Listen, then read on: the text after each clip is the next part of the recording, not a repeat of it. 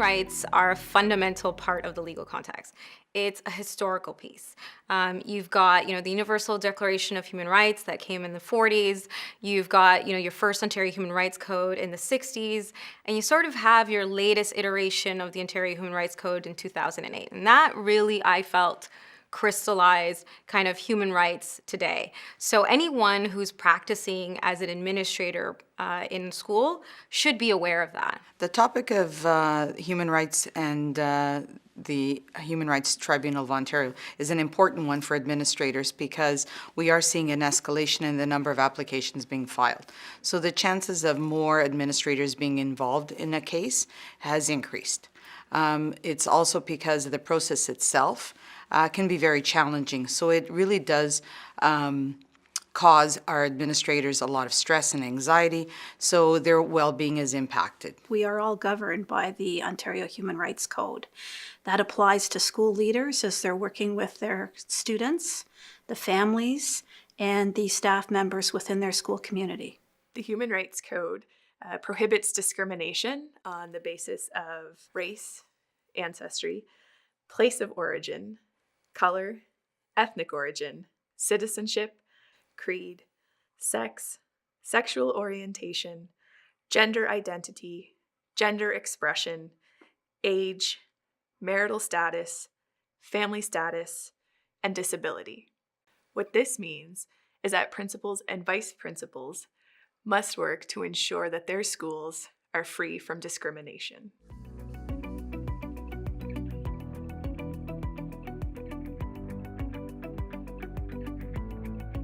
The types of complaints that we typically see have to do with students and with their exceptionalities. So if a student has a disability and there is some kind of conflict with their learning, or there's a discipline issue or something of that sort, or the parent feels that there's not enough support being offered to the student, there are times when parents will complain and use a human rights basis for that complaint. One of the other things that we're seeing with respect to cases is the issue of student discipline. And what we're seeing more and more often is, again, it's the accusation or the allegation relates to the treatment. So this is an issue where a principal might have suspended or expelled a student, and they're alleging that the treatment was based on their race, could be the religion, could be ethnic origin, etc. Other examples of complaints that we see coming forward are complaints where the staff are launching a complaint against the principal based on one of the protected rights under the Human Rights Code. These complaints are code-based harassment type complaints and often fall out of performance issues. I think most people are very familiar with examples pertaining to race, but family status and ageism tend to be a bit newer. Principals and vice principals need to think carefully about approaching staff with questions like, are you going to retire soon? Aren't you getting old and tired of this job? Even made in a joking fashion is unacceptable in today's society and could result in a human rights complaint based on age.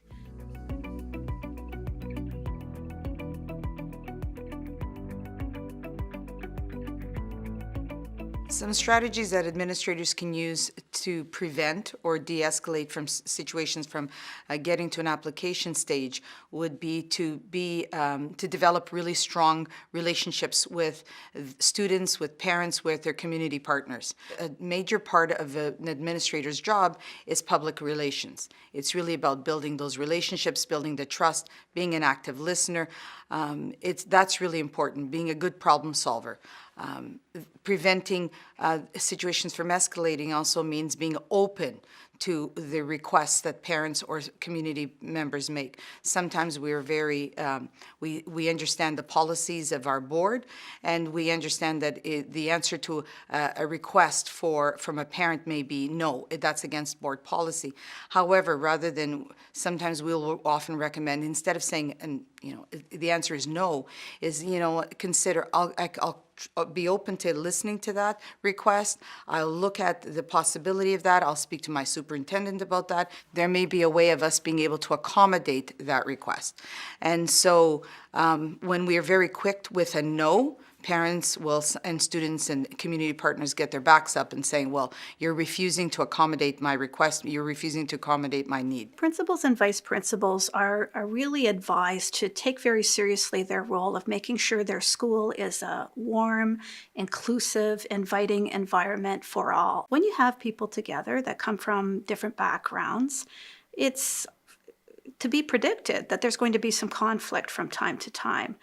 Principals and vice principals need to monitor that type of conflict, sort out where the conflict is coming from, act as an intermediary between parties, and always consider whether or not there may be a human rights aspect to this. When an administrator is just getting the idea that, or the feeling that maybe this may be escalating to a more complex situation, then really good documentation is critical. So, making sure you record dates and times of conversations you have, what the conversations were from both sides, that your paperwork is well documented, that you keep any letters, any requests, any conversations that take place, that all of that documentation is clear, that you develop a bit of a timeline, because chances are, if it goes to an application, somebody's going to want a chronology of events. When did you call the parent? When did you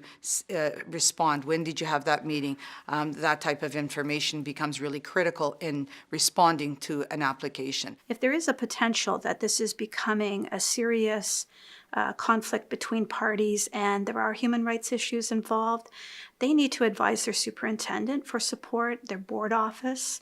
All boards have a policy or procedure around human rights complaints, and these complaints need to be taken very seriously. Another thing that is really good to prevent is really develop a strong network with your colleagues, because it can be a very individual and lonely position if you're, for example, in a school on your own as an administrator, but having a strong network to prevent, so that you're not having to think of ways of resolving problems is a really important step for administrators. So calling up a colleague, not giving them the details with parent names or student names, but saying, this is the situation, do you have any suggestions on how I can resolve this?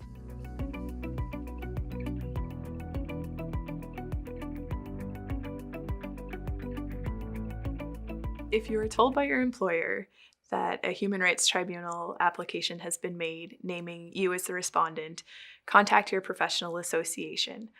Our teams can work with you to guide you and support you through the whole process. As long as you followed the appropriate board policies and procedures, the board will likely engage legal counsel to provide a defense for both the board and you. It is possible, however, that you will have to provide your own defense. If that's the case, again, contact your professional association and we can help to guide you through that process. The other thing you really be clear with your employer is your name on the application itself. Because if it is, prepare yourself, because you're going to actually receive a paper copy of that application. And I know that the first time that I ever received one where my name was actually on the application, emotionally, it was a very difficult thing to see your name actually on an application. And so be prepared for that. Once you become familiar with the allegations, try to gather as much information as you can that relates to the incident. Things like notes, emails, and other communications can be helpful in drafting a response. Try to remain calm throughout the process. Don't take things personally. And again, engage with your professional association to seek their support and guidance. If you are named in a complaint and you have followed your duties with respect to a student who is receiving special education supports, and you have basically done everything you can to support this student using central resources, following board direction, following the advice of key central staff, it's highly unlikely that you've done anything that would warrant you being named as the respondent, that there's some negligence or lack of duty on your part.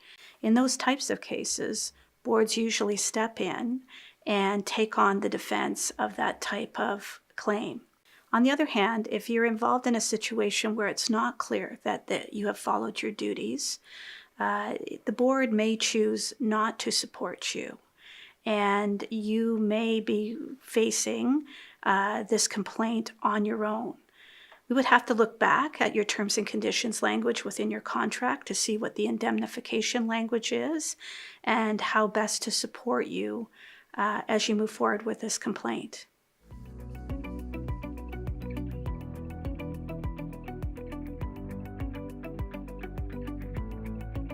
Well, my view is that the role of the employer is to defend the application. And that includes an administrator. So you're sort of part of a team. You're part of a team that, for the most part, or hopefully, has the same interests. So you want to make sure that A, you've done everything okay, that you, principal, as an agent of the board, has worked through the problem in accordance with board policy and procedure, right? So your employer's role really is to indemnify you as a principal or vice principal, provide you with legal advice and legal representation. So they're like your first responder. I think that's probably what I would say. And your association is like your support system. And they're the people that are there that support you in a different way. So they're not going to be the primary people defending you in the litigation. They're not going to be talking about strategy. They're not going to be providing that kind of representation. But they're going to be the sort of group that's going to help you either work through the issue, or whenever you don't feel that the employer is sort of supporting you or providing you with that necessary legal advice or representation, they're there to sort of be that backup and make sure that that happens. We are here to support you. As a former principal, I understand the reality of your work and the complexity of the job of dealing with so many different people and balancing so many issues every day, and keeping your mind always on what's best for the students in our school. The employer is going to play the role of handling the complaint and looking into how to best position the board. So it is important to reach out to both parties, your employer as well as your principal's counsel.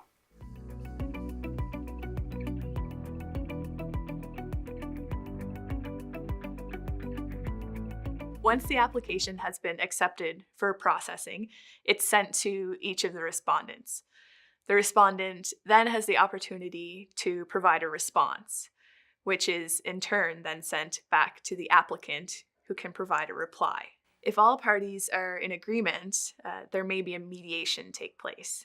And that's just a way to try and reach a timely and mutually agreeable resolution to the issue.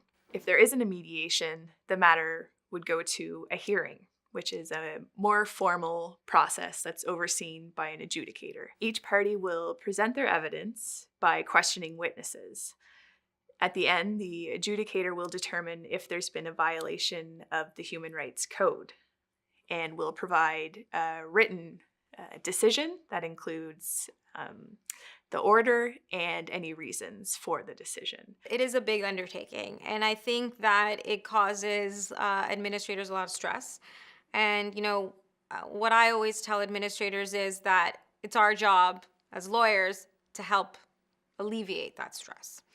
But essentially, if I'm being technical about what to expect, you're talking about, in terms of timelines, on the good end, 1 year from start to finish. In a bad case scenario, you're talking about 2 years.